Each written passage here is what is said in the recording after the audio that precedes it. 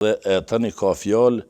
që është e vërtetë që edhe ministri vetë ka shku ndomë operative. Ju kam fëtu sonte me diskutu për shkak se në Kosovë kemi një problem bukur serioz gjatë kohës kur janë në mandat dhe gjatë kohës kur janë e pror njerëzit në policinë e Kosovës nuk lejohen me diskutu shumë për problemet që i ka mranda institucioni i cili vlerësohet si më i besueshëm në vendin tonë. Andaj kisha dashur që me juve me bëni diskutim ndoshta prej një pozicioni tjetër tash dhe me qenë shumë ma kritik dhe ma informues për publikun për ato që ka ndodhin mrena policisë e Kosovës. Njëra prej pyetjeve të para që secilit njeri dhe secilit e prori cili ka punu në policinë e Kosovës, i cili del në pension është me diskutu problemin e ndikimit politik në policinë e Kosovës. A mendon që policia e Kosovës vazhdon me qenë mekanizëm indikum prej politikës dhe a mendon që ka tendencë prej politikës në vazhdimsi me dominu punën e policisë? Fillimisht faleminderit për ftesën. Unë po flas për përvojat e mia personale dhe me siguri se ato reflektohen edhe te kolegët e mi, por nuk di në çfarë mose ato sot reflektohen sepse nuk kam njohuri si reflektohen ato, por e di se tendencat për kontroll, për ndikim të politikës në polici kanë qenë prej fillimit, ka pas këshilltar të posaçëm që jenë emëruar te ministri, vetëm më morë me çështjet policisë, më morë me policinë, ka pas edhe persona tjerë rreth tyre. Për kohën derisa unë kam qenë drejtori i përgjithshëm i policisë, po edhe sa kam qenë shefi i operativës, nuk njoh ndonjë rast që dikuj ja ka bën ndonjë shërbim për shkak ndonjë përkatësie partijake apo politike apo çfarë do qoftë. Ajo për kombo përpjekje që çdo herë tashmoj profesionalizmin, tashmoj punën, tashmoj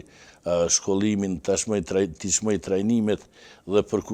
përkushtimin e atyre që vërtet meritojnë edhe të avancohen edhe të pozicionohen në pozita të mira. E di, ndoshta edhe si rezultati i krejt ati ndikimi, unë kam qenë një prej drejtorëve të pandëgjueshëm që si rezultati i saj edhe jem shkarku që asnjëherë nuk më është dhënë arsyetimi edhe i shkarkimit, as nuk e di as sot cili ka qenë arsyetimi i shkarkimit, por një është që nuk më pranu asnjëherë që të më dikton çështje operative dhe jetimeve. Shkarkimit pak më vonë, po du me marë perspektivën e juj, ndjeshmërinë që ju e keni kriju, a ka një presion që policia mjë nështru politikës dhe vendimeve të politikës, dhe a ka një përzirje të palejume prej asaj që ka ju dini mrena polici, flitet për ndërhyrje në dhomat komanduse, për prezencë të njerëzve të pa autorizuar në dhomat komanduse? Këto që është shumë mirë i rregullon ligji, unë po them që kam qenë dhjetari i zbatimit ligjit, jo i urdhrave, jo i ndikimeve, dhe tani ka fjalë që është e vërtetë që edhe ministri vetë ka shku në dhomë operative dhe kur prezenca e tij në dhomë operative me siguri se reflekton që ata të tjerët i nënshtrohen edhe urdhrave të tij. Është e lejueshme me rregullative ligjore? Me ligj nuk është e lejueshme, tash ministri e ka rolin e politikës dhe mbështetjen e policisë në aspektin e financiare, strukturës, me ndihmu zhvillimin dhe funksionimin e policisë, por jo edhe ndikimin në çështje operative dhe në çështje hetimore. Çështja e operativës dhe çështja e hetimeve i takon drejtorit përgjithshëm dhe stafit të tij,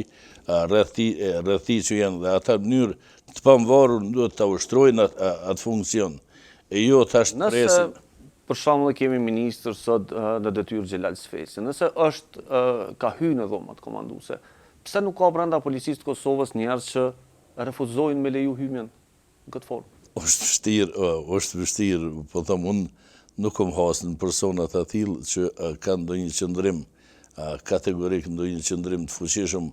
rreth kompetencave tyre, sepse ata nëse veprojnë ashtu nesër nuk do të ulen munat karrik, me siguri se me njëherë shkarkohen dhe ata duhet me qenë edhe vetëdijshëm që ligji nuk e rregullon atë çështje dhe nuk lejohet e ndërhyrjet, e ka kabinetin ministri ku ka mundësi me thirr drejtorin apo prorë të tjerë dhe me bisedu për çështje edhe ndoshta nëse i intereson ndonjë detaj edhe rreth planifikimit, edhe